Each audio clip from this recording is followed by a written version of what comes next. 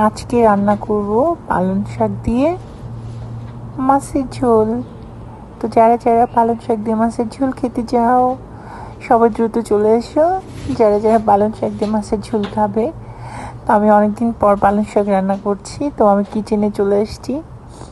পালং শাকগুলো আমি সুন্দর করে বেছে কেটে সুন্দর করে ধুয়ে নিব, ওয়াশ করে নিব। অলমোস্ট আমার পালং শাক কাটা শেষ। পালং শাক এখন আমি ওয়াশ করতেছি, কারণ শাকের মধ্যে কিন্তু অনেক বালি থাকে, আর শাকে যদি বালিটা লাগে তো খেতে কিন্তু ভালো লাগে না, আর এটা খাওয়াও যাবে না। আর আমি এমনিতেও একটু শুচিবাই, যে কোনো জিনিস অনেকবার ধুয়ে ফেলি। তো আমার শাক ধোয়া শেষ। আমি এখন মাছটা ম্যারিনেট করব। আমি হলুদ, মরিচ, ধনিয়ার গুঁড়া দিয়ে লবণ দিয়ে মাছটা একটু মেখে রেখে দেব।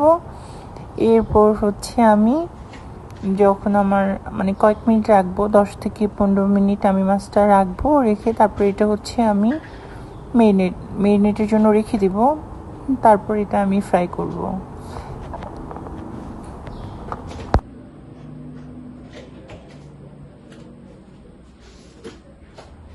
তো আমি মাছ মেরিনেট করেছি, লবণ দিচ্ছি এখন মাছে। তো মেরিনেট হবার আমি পেঁয়াজ, রসুন সব কিছু কেটে রেখেছি। চুলায় তো ফ্রাই প্যান দিয়ে দিয়েছি, এখন আমি তেল দিচ্ছি। তেল দিয়ে এখন আমি এক এক করে মাছটা দিয়ে দিব।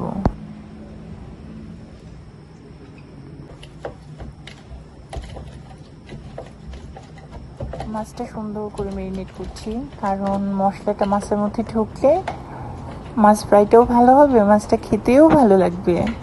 তো বন্ধুরা সবাই আমার পাশে থাকো, যারা যারা পালং শাকের তরকারি দিয়ে মাছ খেতে পালং শাকের তরকারি দিয়ে ভাত খেতে যাও, তো সবাই থাকো। এই যে আমি আস্তে আস্তে দিচ্ছি। মাছ যখন তেলে দেওয়া হয় সুন্দর চমৎকার একটা সাউন্ড হয়, তাই না বন্ধুরা?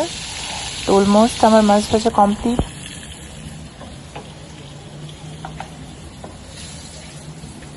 মাছটা নামিয়ে নিচ্ছি এক এক করে, কারণ আমরা মানুষ হচ্ছে 3 জন, এর জন্য আমরা 3 পিস রান্না করেছি। কারণ আমরা অপচয় করি না, আমরা হিসাব করে রান্না করি সবসময়, খাবারের জিনিস নষ্ট করতে হয় না। তো এবার আমরা রসুন, পেঁয়াজ, কাঁচামরিচ সব একসাথে দিয়ে দিচ্ছি। এটা টোটালি ঘরোয়া স্টাইলে আমার আম্মা যেভাবে রান্না করতো ওরকমভাবে চেষ্টা করতেছি রান্নাটা করার। তো আমি যখন পেঁয়াজ টিয়াজ একটু ভাজা হয়ে যাবে, এখন আমি শাকগুলো দিয়ে দিব।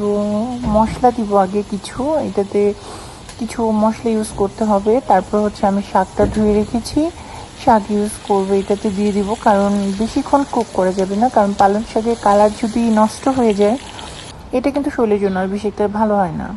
তো আমি এর মধ্যে দিয়ে দিয়েছিলাম সব মশলা টশলা কষে, সেটা আপনাদেরকে দেখাইনি। এক এক করে মাছ দিয়ে দিচ্ছি।